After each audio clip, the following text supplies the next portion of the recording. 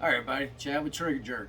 Today, I figured we'd go over some different types of optics for the AR15. Uh, really, this is going to ultimately come down to what you want and what the purpose of the rifle is. You might buy one optic, play with it for a couple times, and decide it's not for you, and you want to go somewhere else. Congratulations, welcome to the club.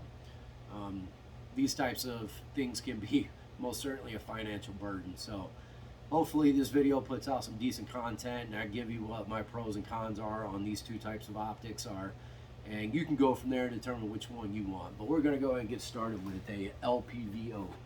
LPVO simply just means low power variable optic, and they do have their benefits. These are actually kind of, the main optics being pushed these days. You have the Vortex 1 to 10, the EOTech 1 to 10, but most of your LPVOs are going to be typically between a 1 to 6 and a 1 to 4 and a 1 to 6 and a 1 to 8. This particular is a 1 to 4. I picked this up at the Zeiss.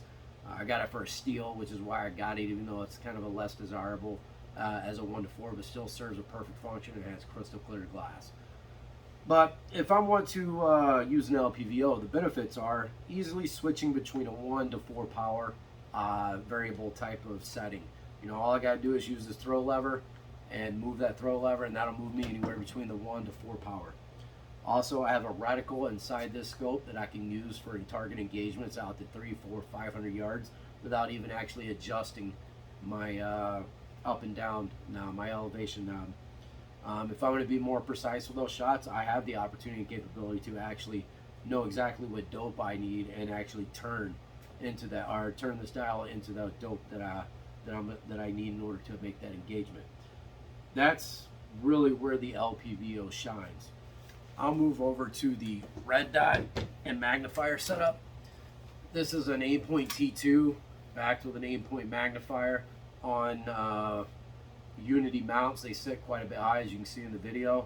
I'll go over that in a whole nother video on why, but I really like this setup. First of all, with a flip down magnifier, it's either going to be flip down or flip to the side. If it's a standard, it's going to be flipped to the side. If you're running the Unity, it'll just be a flip down.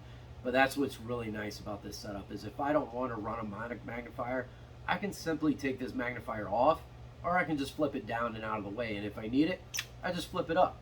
And now I have all of a sudden a 3x magnifier. And if I don't want it, I can just look directly through the Aimpoint, which is just a simple little dot.